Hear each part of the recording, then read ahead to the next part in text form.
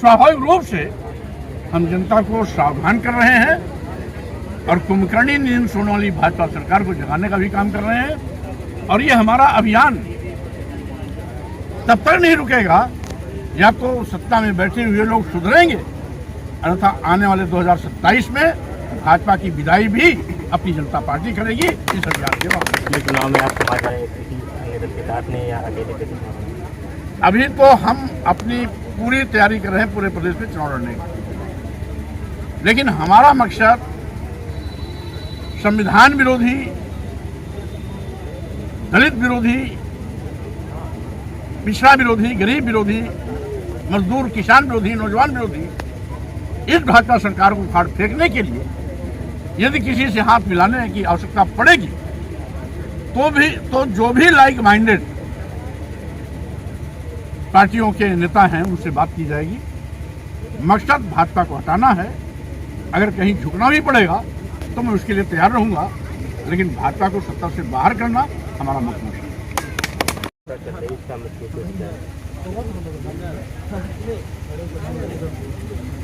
अपनी जनता पार्टी के तत्वावधान में संविधान समारोह में जल्दी कार्यकर्ता पूरे प्रदेश में भाजपा सरकार की असफलताओं से सरकार को सावधान करना और जनता के प्रति जवाबदेही से बचने के लिए साजिश के तहत जनता के आग में रोकने की जो कोशिश की जा रही है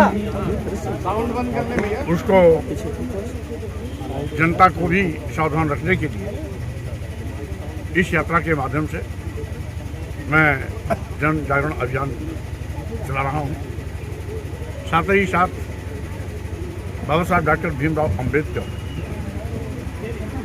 ने कहा था, अपने समर्थकों से कहा था कि मेरे मर जाने के बाद आप ये मत मान लेना कि डॉक्टर अंबेडकर मर गए, क्योंकि मैंने इस देश को भारतीय संविधान दिया है। जब तक भारतीय संविधान रहेगा तब तक डॉक्टर अंबेडकर जिंदा रहेंगे। और आज चूंकि संविधान पर खतरा है, इसलिए हम संविधान के साथ खिलवाड़ कर रहे भाजपा सरकार को चेतावनी देना और बाबा साहब के मिशन के समर्थकों को इस बात के लिए सावधान करना कि भारतीय संविधान खतरे में है। सावधान हो जाओ, समय रहते संविधान को बचाने के लिए आप लोग तैयार हो। आज पूरे देश और प्रदेश में सभी मुद्दों पर सरकार बुरी तरह फेल हो चुकी है। आज जो मुख्य समस्या है बेरोजगारी, महंगाई, किसानों को लाभकारी मूल्य दिया जाना, छुट्टा जानवरों से किसानों की फसल को चरने से बचाना, महंगी शिक्षा खत्म कर समान शिक्षा लागू करना, साथ ही साथ अनुसूचित जाति, अनुसूचित जनजाति, पिछड़े वर्गों का आरक्षण है। भाजपा सरकार जब से सत्ता में आई है उसको शून्य और निष्प्रभावी कर दिया।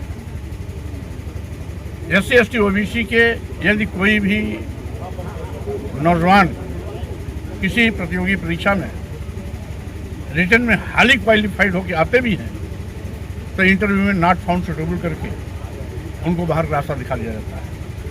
यही नहीं, आज बड़े पैमाने पर SC ST OBC तथा मुस्लिम माइनॉरिटीज़ पर जुल्म जाति अत्याचार भी बढ़े हैं।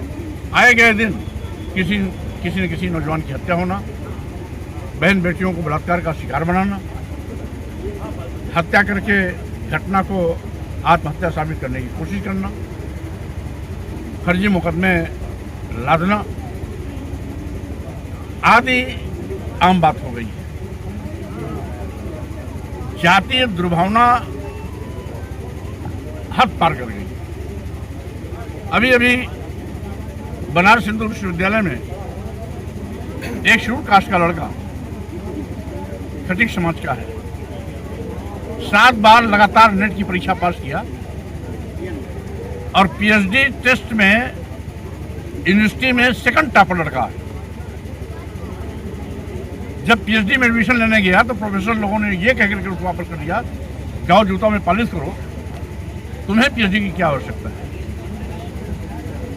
इस प्रकार से दुर्भावनापूर्ण जो कार्य हो रहा है, उससे भाजपा सरकार की गंदगी हरकतें और उनकी काली करतूतों को जनता के बीच में बेनकाब करना है और जनता के साथ छला जा रहा है। आज देश बेचा जा रहा है। देश के सभी बंदरगाह, एयरपोर्ट, एयर इंडिया, सभी रेलवे स्टेशन, कई दर्जन ट्रेनें, LIC जैसी बड़ी संस्था अदानी अंबानी जैसे लोगों को दे दिया गया है।